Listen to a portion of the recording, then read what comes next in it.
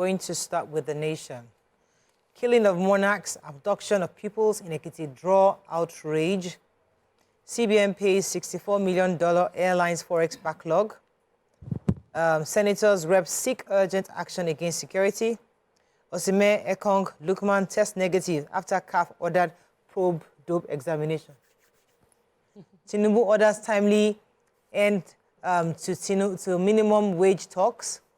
Article playing cheap politics on national issues. 1.5 million in Benue IDP camps, Governor Aliyah laments. Abuja Disco management sacked over poor power supply. Okay, which story? I have the major headline, but did anybody take the Osimhen story? I want to take it now. Okay. Go ahead.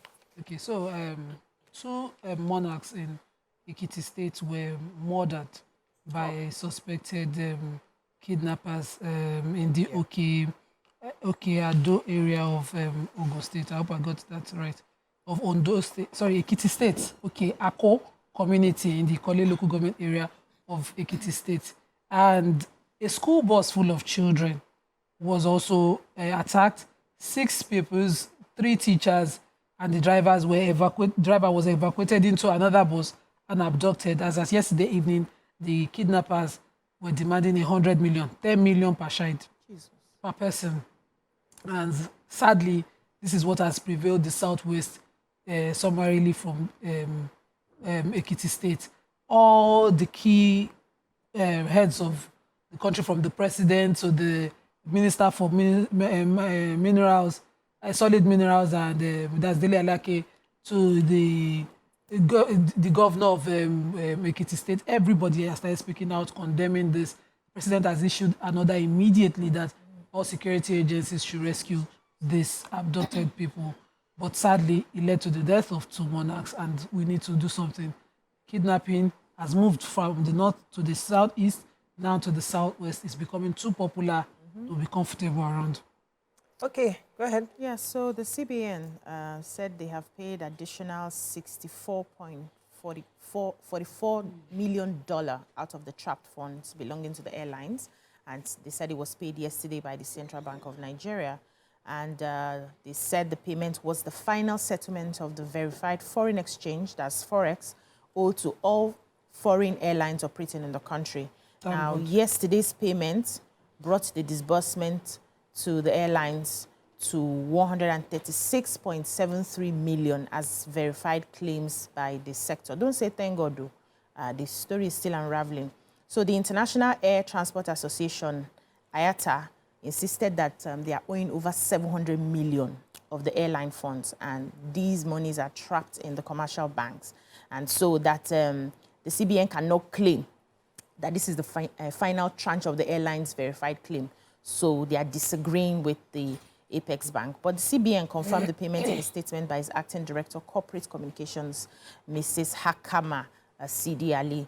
And I want to quote just a few of the statements. It said, the Central Bank of Nigeria, fulfilling its pledge to clear the backlog of foreign exchange-owned foreign airlines in the country, has concluded the payment of all verified claims by airlines with an additional 64.44 million to the concerned airline. And this development underlines the CBN's commitment to resolving outstanding FX obligations across all sectors. But IATA is saying in a statement that they are going to be consulting with their members to verify the CBN's claim that it has released the money, but that is not all. The CBN cannot say they are done with the payment. They are still owing these foreign airlines. Let me tell you, so after our fantastic performance on Saturday, the Super Eagles performance, CAF picked 3 of our boys for random anti-doping tests.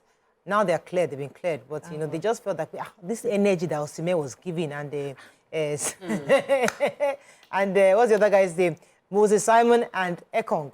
They just felt that you guys performed so well last Saturday. There's a possibility that you had some enhancement. Wow. Well, the Kuku did the test for them, and it came out negative. They didn't find anything. So our boys are cleared for Wednesday, for Friday's match.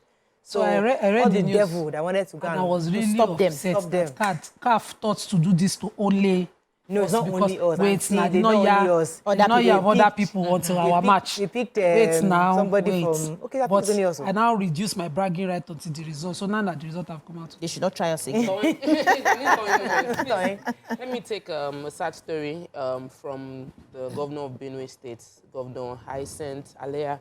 He was speaking to the United States Bureau of Humanitarian Assistance at the government house in Makurdi, and he said that there are 1.5 million internally displaced people living in Benue State. Most of them have no access to potable water and other necessities of life. He said that when he took office, he knew that was a major, that there was an enormous humanitarian crisis that he was facing caused by armed attacks and natural disasters. He said the insecurity challenge was huge with kidnapping and headsmen attacking and kidnapping and armed banditry. They have a 3R solution.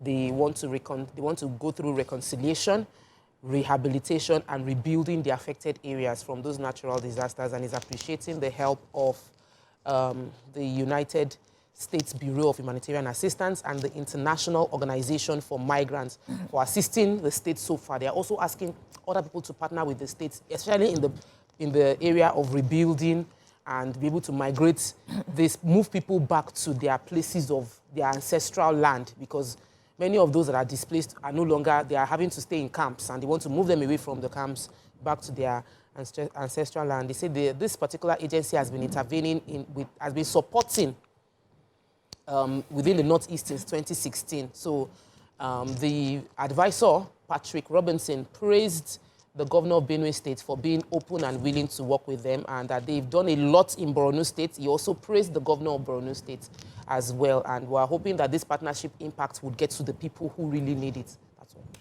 Okay, the punch. Kidnapping epidemic, abductors demand 100 million naira for Ekiti school children and teachers. NNPCL woos South Korean investors for gas project. 300 stranded Europe-bound Nigerians returned from Libya. Ogun. 2 police inspectors, corporal dismissed for robbery. Fashion remains Afenifere leader, not Adebanjo, says secretary. Adeleke imposes curfew as 2 die in communal clash. 200,000 naira minimum wage no longer realistic, says Labour. Nigeria, IMF foresees weaker growth, and naira plunges to official market. CBN wants forex dealers. Which story? Okay, so I have the Libya story. 300 stranded Europe-bound Nigerians returned from Libya, but inside the story, details are that 163 irregular migrants of Nigerian nationality from the Mitiga airport were expelled. So they were about 107 women, 51 men, and 5 children. And then the story goes on and on about how Libya has become a departure point, how it has over 700,000 intended migrants heading towards Europe in Libya, and what their anti-migration police are doing about it. I'm hopeful that, I'm praying that these people, when they return, have more reasons to stay back home than take this dreaded option out of the country into another country. So okay, let me go on a short break. When we come back, we continue with our reviews. Stay with us. We'll be right back.